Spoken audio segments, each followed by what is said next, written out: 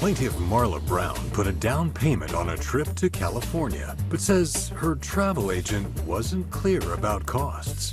She's suing for $100. Defendant Antoine Arrington claims he was clear about his no refunds policy, so the plaintiff isn't getting her money back. 239 on the docket, Brown versus Arrington. And welcome to both of you. Let me see what we have here. We have the plaintiff, Ms. Brown. Yes. And you are suing the defendant, Mr. Arrington? Yep. For $100 for a deposit from a trip that you never attended. Yes. I'm suing the defendant, who I call a wannabe travel agent, for $100 because he deceived me into giving him the money, and now he refuses. How did this come about? How did he deceive you? I met him through a friend who was his cousin. Yes. We met 3 years ago. We went to a Universal Circus event last October. Yeah. I paid the defendant to go. He had an extra ticket. Everything was a success. Lies. So then we went to January 31st. It's my friend's birthday. He approaches me about a group trip going to California. About a California trip? Yes. Yeah. And I said, why not? You know, it's the Sunshine State. It's the summertime. Well, Florida's a sunshine state, but they have nice weather. Well, I call it the Sunshine State anyway. So he said, hey, we have this trip. As a travel agent, he was saying, we have this trip to California. Right. Would you like to come? Right. He put us in a group chat. The next day, it was like 30+ people. Everybody was amped up. Everybody was excited to go to California. So this is like the very beginning of February or the end of January. Yes. And he's explaining what this is about. Yes. Okay. So it was 30+ people. Everybody was excited. Everybody was amped up to go. He then proceeded to put a video and pictures of the California house that we were going to be depositing our money for. And I have a photo as well, just to give you a little... Oh, that's very nice. So that is the house that you would be staying at on this trip? Right. That house holds 30 people? It had about a good 6 bedrooms and a lot of bathrooms. Well, that's good with 30 people. But that's a very nice place. Okay, Right. Sounds good so far. So then he proceeded to give us an itinerary of the trip.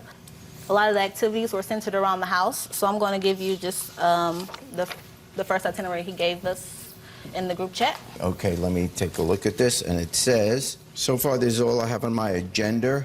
You don't have to participate and are free to do whatever you wish in LA. A house party on the Friday, parasailing, jet skis, strip club. Yep. It's a celebration, yeah. The celebration apparently continues on Sunday because there's a lingerie pool house party. Oh, yeah. So far you're going to a strip club and you're going to a lingerie house party.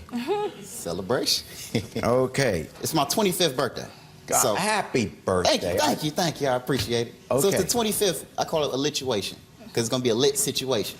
So, right, so 25th, right? You see, you got the itinerary. You see strip clubs, parties. We going crazy. I got a spot for you too, as you see now. So, if you want to come and slide through.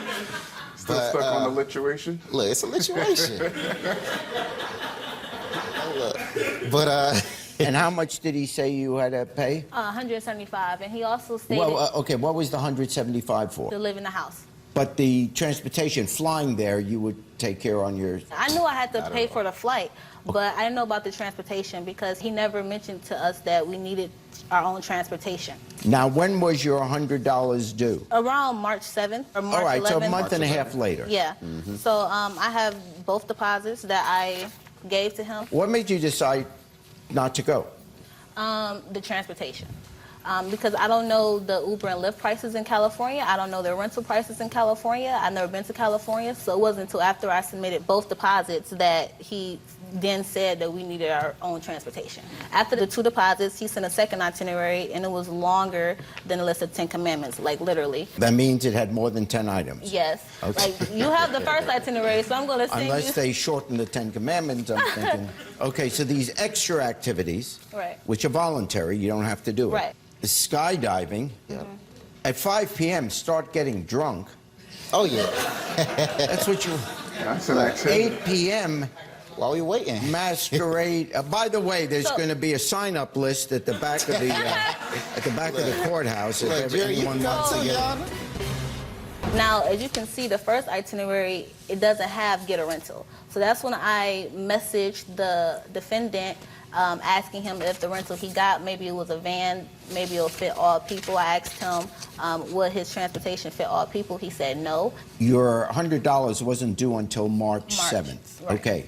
During those 5-6 weeks, why didn't you ask these questions before you put the deposit down? That's all I gave you a background story of us because I felt like he was trustworthy enough. So I didn't ask a lot of questions about the trip. Okay. And I even stated that it was my fault for trusting his judgment. From your point of view, let's say he's the most honest person in the world. If you're going to take a trip and you're going to require to put down a deposit, one of the very first questions, because you're a grown-up, one of the questions you would ask is, how do we get around? How much is this going to cost? What about the individual activities? Do we pay for these individual activities? Well, I mean, these are questions that you would ask before you decide to put down a deposit to go on the trip. I feel like if he knew how much that the trip needed, he should have stated that it was going to cost this amount of dollars. Okay. He didn't state that. He literally made it seem like all he had to do was pay for the housing deposit. And since the itinerary is pretty much centered around the house, you don't really have to go to the events. You can just, because barbecue, pool party, that's all in the house. You thought if there were going to be other expenses, he would have told you that. Right. Right. Go ahead. I just find that just crazy real quick, though, because I'm just thinking, like, a cruise ship don't tell you, hey, it's going to cost us $8 billion for the whole cruise. So, just throwing it out there, like, I should not tell everybody how much everything cost me. It should just tell you how much you would have to pay. But let me tell you about this trip. Yeah, well, so, that's a point. That's a point. You just said you should tell them how much they're going to have to pay. Right. And I told them as far as how much they would have had to pay for the house. All right, so the mansion that she was talking to you about. So it's a 7-bedroom mansion, 5 bathrooms. We in LA, got a pool, hot tub, jacuzzi. It's 2 kitchens, 2 dining rooms. I believe all of what you're telling me. It's lovely. Yes, but isn't she entitled to know, look, if you go on this trip, before she puts the deposit down, right, these are the activities that will be optional. Understand that this is what this costs, this is what this costs. You're organizing it. Right. So if you're organizing it, you have to let people know what they're going to be spending. I agree. Right. But, I'm amazed that you agree with that. I mean, but the point is, that's why I said these are the stuff that I'm doing. These people didn't have to do any of this. You could have stayed and sat at that house and enjoyed all the luxury of the house. But how about telling them, if they do those activities, this is what it's going to cost? You don't want people to go on the trip and then everyone is sniping at you because, hey, you didn't tell me I have to pay for this. What am I paying? This is crazy. So I let people know that that they can drop out the activities at any time. Like, they can drop out a trip. The moment I find something I want to do, okay, boom, I can do this, I can do that. I gave everybody full disclosure. I let them know every single thing that I was planning. When something got canceled, I let them know, boom, I can't do that no more. I let them know that, boom, we about to go parasailing. Like, we were supposed to go jet skiing, can't do jet skiing anymore, so that's why we go on skydiving and stuff like that. Not before you took the deposit. Oh, I let them know this in February. This is important. It's important to the case. You let them know what activities they could voluntarily decide to do and around what they would cost before March 7th? Yes, I let them know. He didn't, Your Honor. You had 4 to 5 weeks prior to sending him the $100 Right. to find out all these questions, which are very legitimate. If you don't have evidence that you tried to find out from him what are these activities and what do they cost, if you didn't ask those questions, which you had every right to find out, then you assumed the risk. You, as you said, I trusted him. You don't get a deposit back because you decide not to go on the trip. He sent the first itinerary. Yes. Like I said, it was in my budget, so that's why I sent the money. It wasn't just like off of a whim. He sent an itinerary. The second itinerary, then he put get a rental. That wasn't in the first itinerary. That's what I'm trying to say. But the point is, you had 5 weeks to find out all these questions. Forget that it's him. If you go to a travel agency, find out ahead of time. But that's a travel good agency lesson would based give on you that. all I have the- to dismiss the case.